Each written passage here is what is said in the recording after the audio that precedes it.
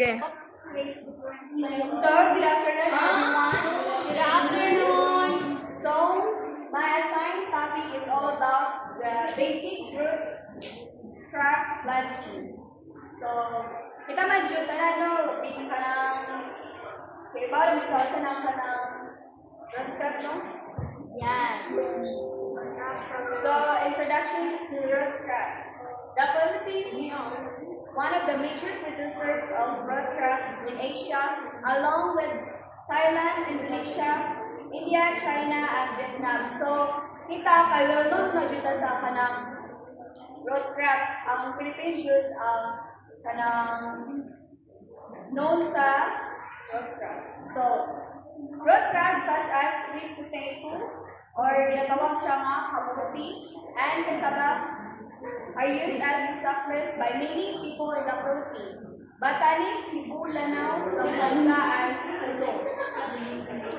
Root crops are rich in carbohydrates. So, ang mga root crops ay rich na sa carbohydrates, dietary fiber, protein, and fats, as well as vitamins and minerals. So, muna siya ang mga example sa root crops. So, root and sugar crops are plants yielding starchy roots, sugars, or rhizomes, forms, and seeds. They are used mainly for human food, as such, or in processed form, animal feed, and for manufacturing starch, alcohol, and fermented beverage for bird.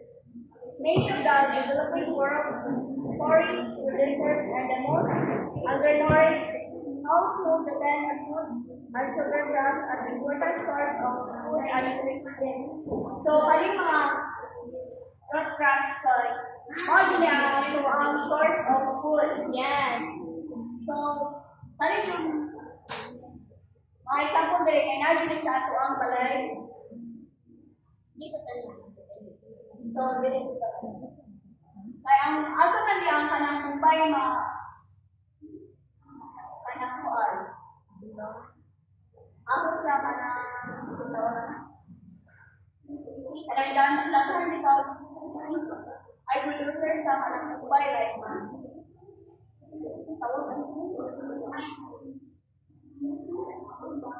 Nagawa ka tayo sa kamuti, kanang no, sa kamuti. So, ang kumbay, asa man siya? Philippines. So, sa Philippines. Kasi hindi ko takumantan yung kaya sa Philippines. Yes. So, root crops include a number of vegetables grown for their large edible storage root. They are hardy, full-season crops with a long storage life. While they belong to several unrelated plant families, these crops have several nutritional requirements. So, may imagine natin siya nga kuha siya nga balangoy siya, kaya sa balangoy, may dagko o mga roots. Unya, ang sa wild sa kanang mga bulbs or carrots kay gagmay ang mga ubat-ubat. Yang roots. So, there are types of root crops. So, the first one is log. So, short underground stem with fishy leaves or left bases that functions as food storage organ during dormancy. Gardening plants with other kinds of storage organ are also called ornamental bulbous plants or their bulbs. So, unsa ba siya? So, as you can see, mayroon sa picture na bumbay siya. So, mayroon siya nga bumbay kay tungod sa iyang ba? Sa iyang color. Sa iyang color, red. And then, iyang roots kay kanang kuan, gagmay siya ni daghan. So, next is forms. Vertical, fleshy underground stem that acts as a food storage structure external cell plants. So, gusto ba nila sa picture? Gabi. So, mao na siya ang Kasi hindi siya gabi. taro. Sa English, taro. So, mo na siya ang taro or gabi. Sabay makaila o gabi. Gabi or ubi mo na sa English. Taro. Oh. Purple taro. Ubi. Ang ubi. Purple yan. Purple yan ba? Ay, so next is rhizome. rhizome. A rhizome is a modified subterranean plant system that sends out roots and shoots from its earth. Rhizomes are also called creeping rootstock or just rootstock. Ginger. So, ang example ali kay ginger. So, ang turmeric. So, sa atua ka, sa kaya ka kay luya. So, ang luya, kay, maila na to siya kay ang niyahang root kay kanang sikit-sikit ito. Like, yung unod kay sikit-sikit, kay yahang kanang root kay sikit-sikit po. Dili bito pres sa uban niya. Na kanang, wala siya, kanang lagyod. Ang kalis siya kay sikit siya. So next is top root. So large, central, and dominant root from which other roots cross laterally. Typically, a top root is top one, straight and very thick. It's a tapering in shape and grows directly downward. In some plants, such as the carrot, the top root is a foolish organ, so well developed that it has been cultivated as a vegetable. So as you can see, the picture na nag-akalahian sa top root of fibrous root kay ang sa top root is straight yahang o ang stem sa carrot. Then ang inyong makita as you can see kung sa kanang yahang root kay kanang root spread siya niya kanang tag-ay. Then sa fibrous root kay absence of top root yahang kanang outcome sa root kay gagmay kay vertical bilik mo kanang gagmay siya dili mo bubuan hada di tama na yang ugat. Yeah. Mana ang sa top root of fibrous root. So next is tuberous root. An enlarged fleshy root required as a storage. Tuberous root. An enlarged fleshy root required as a storage organ which is produced at one end and roots produced at the other. For example, aning kay, as you can see, kamuti. Moji ang kasagaran na nasa tuwang balay ang kamuti. So, ang other example po aning is kanang balanghoy. Dahlia. Wala. Wala sa research na Sama. Pili. Wala siya mga example sa tuberous root. So next is tubers.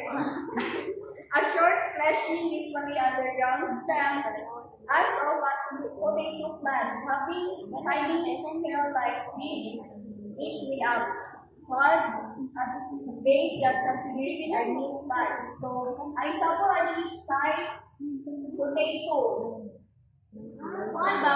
Patata. Muna siya. Ang example sa tubers. So, usa na dito ang mga types sa root crops. Usa to ang ginanahan din?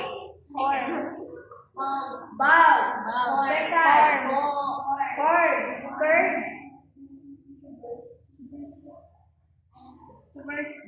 Ang third kay Rhizome. Fourth. Top Roots. Five.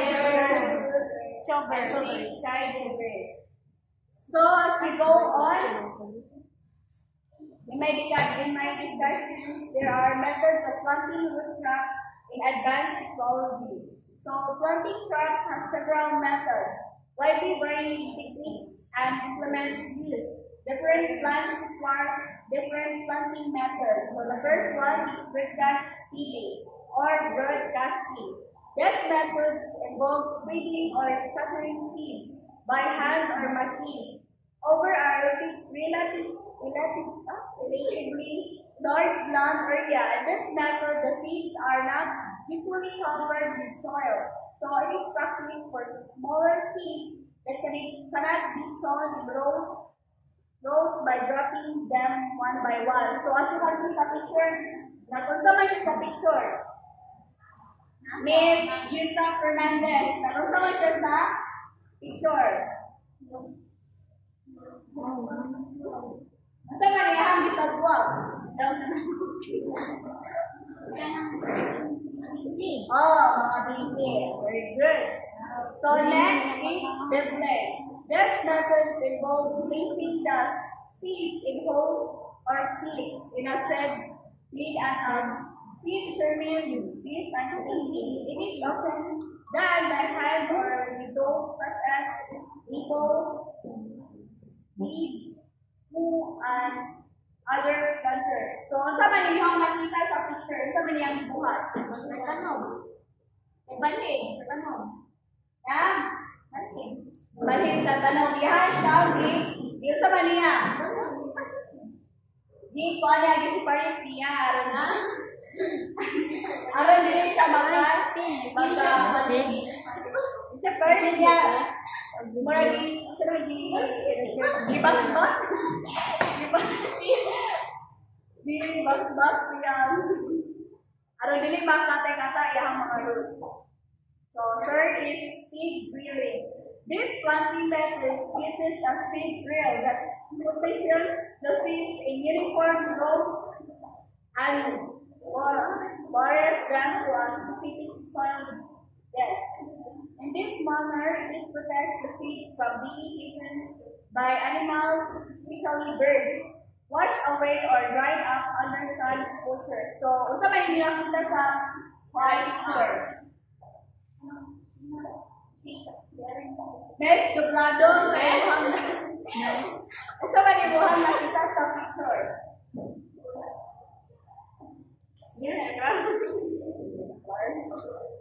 So, as you can see the picture kay ang iyang pagtanom kay ina-uniform row bitaw like straight.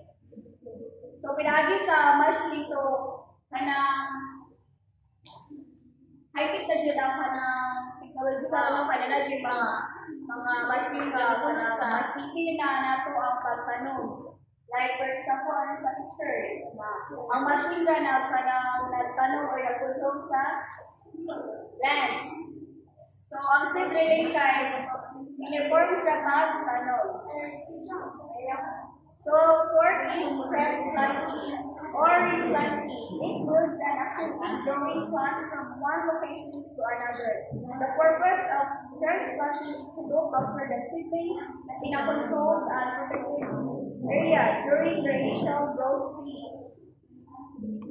Once the young plants have developed their roots and their systems have become stronger and more resilient to outside conditions, they are planted in the main field outdoors for further growth and production. So, sa yung nakita sa picture.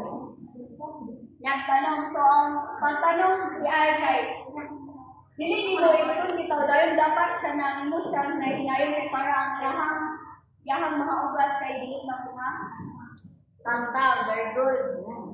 So, next is hill growing.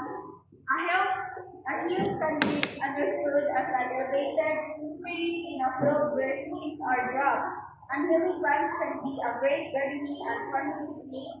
These planting techniques involve dropping selective seeds at a seed remain but not in a continuous way. So para sa rin siya sa kuan. Kaya siya rin siya sa seed drilling nga. Direct kami ito ang seed. Pinaagi sa machine like direct na siya sa asa nga. Direct ka ang hanapangis sa yung specific area. So sa seed kay check row planting. In this planting method, the seeds are planted precisely along straight and parallel furrows. The rows are usually in two perpendicular directions. This spacing facilitates cultivation and harvesting and keeps the fields clean or wet. A machine called a chip from fluffer is used for this technique. So, as you can see sa picture no, kay pina-straight yun ang iyahang pagtano. Pina-parallel furrow. So, dapat yun ang pagtano. For example, kuanin ka ng, sitaw ka ng, sitaw ka niya. May o mais. Nakagara na butang nga ang paano jud sa niya pinag-straight na pagtanom like mais. Wala itong makasagaran makita o pinaali sa pagtanom. Wala yung pagtanom. So, 7 is precision seeding. This method involves placing the seeds in an accurate depth and spacing. It completely contrasts with broadcast seeding, where the seeds are distributed across the entire area. So, as you can see, no, ang machine side, kanang iya job cultivate ang kanang yuta para mas mindot ang outcome sa kanang tanong no o ang tanong first kay pinagi sa machine kay kuan siya healthy like kanang mindot ang kanang outcome sa tanong mindot ang iyang pagtubo. So the last one is hybrid seeding. The hybrid seeding method combines a specialized mixture called a slurry and it applies it to a different surface using high pressure.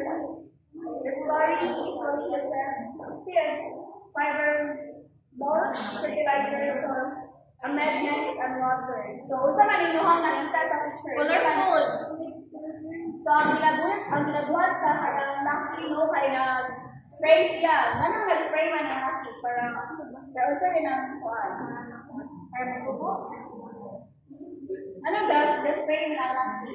So, the spray ang laki no kay kanang para healthy ang kanang pagtubo sa tanong. Para dili siya ang tanong dili maapektuhan sa mga answer. So, that will be all. Wow!